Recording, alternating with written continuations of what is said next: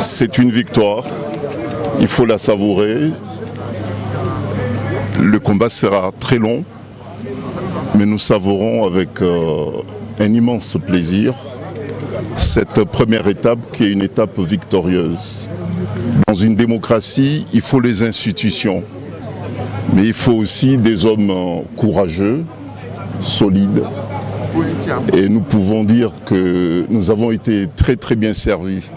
Personnellement, j'ai une immense satisfaction d'avoir, avec mes éminents confrères, contribué à la consolidation des valeurs et puis de l'héritage démocratique de ce grand pays qui est le Sénégal. La décision d'aujourd'hui va inspirer d'autres juridictions, de d'autres pays également. C'était une contribution mais très précieuse que le Sénégal, une nouvelle fois, donne à l'Afrique et puis au monde entier. Et d'autres pays africains, et j'en suis certain, d'autres magistrats des autres pays, j'en suis certain, vont s'inspirer du courage de l'institution judiciaire du Sénégal qui se détache de plus en plus des autres pouvoirs également. Maître, est-ce que cette décision aura des effets sur les autres affaires en cours, notamment les fiches de parrainage ou encore l'affaire Adji Sarr? Bon, sur l'affaire du parrainage, sans doute, puisque M. Sonko est rétabli dans ses droits en tant que citoyen sénégalais. Il retrouve ses droits politiques. Bon, donc, bien sûr qu'il sera candidat, plus que candidat encore. Quelle est la prochaine donc, voilà. pour vous les avocats? Bah écoutez, la prochaine étape, elle est politique. Pour nous, il n'y a pas d'étape judiciaire encore. Je suis très fier du juge qui a rendu la décision. Il a fait montre d'un courage énorme.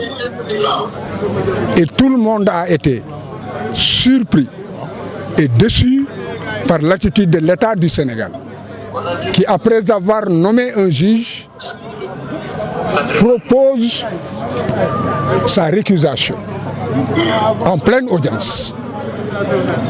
Comment est-ce que cela a pu se faire? Est-ce que le juge a refusé de céder aux tentations? Est-ce que c'est parce que le juge n'a pas eu à donner des signes qu'il aurait peur de menaces? En tout état de cause, il y a une raison. Parce que personne ne s'y attendait, d'autant que le juge était en train de mener une audience où il était à équidistance. Il y a donc quelque chose qui s'est passé au sommet de l'État. Donc c'est une fierté.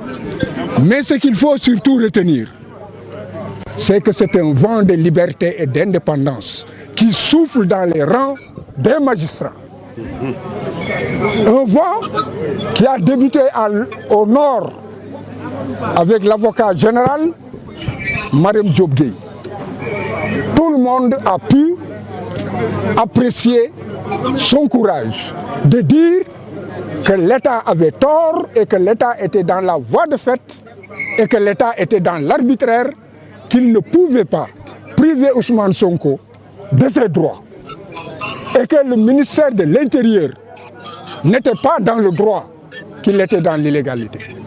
Un acte de courage. Et maintenant, après le nord, c'est au sud, le juge de Ziguinchor.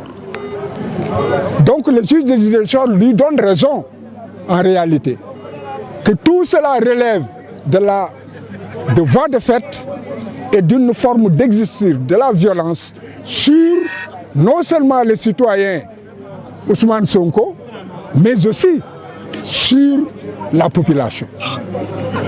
Parce que c'est la somme des citoyens qui fait un peuple. Et Ousmane Sonko aujourd'hui dirige des millions de Sénégalais.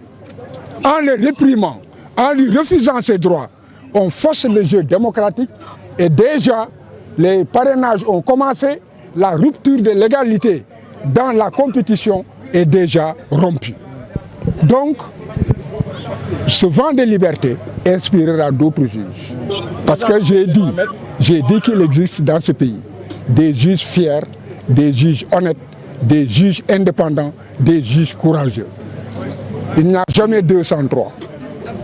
Attendons de voir le troisième. Maître, l'agent judiciaire de l'État a, semble-t-il, évoqué des proximités entre le juge et un proche d'Ousmane Sonko. Que répondez-vous à cela?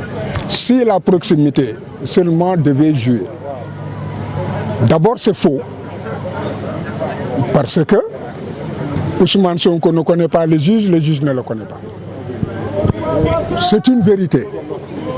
Mais l'État dit que le juge aurait un frère qui serait un collègue de Ousmane Sonko. On n'a jamais parlé, il n'y a pas de lien de subordination. Il n'existe il n'y a pas de lien de parenté. Il n'y a pas de lien d'amitié. Et il n'est pas dit que le juge connaît Ousmane Sonko. Alors, maître, c'est quoi la conséquence maintenant? Est-ce que cela veut dire qu'Ousmane Sonko va être candidat?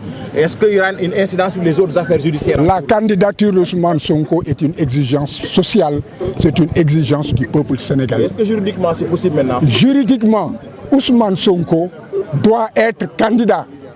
Nous nous battrons et le dernier mot appartient au peuple sénégalais. La décision de Ziguinchor, on peut dire que c'est acté. À partir de la décision de Ziguinchor, dès demain, il devrait pouvoir commencer les parrainages. Merci. Maître, lan ngeen jàpp ci li nga xam ne moo di li fi xew tey. Li ñu jàpp moom moo di que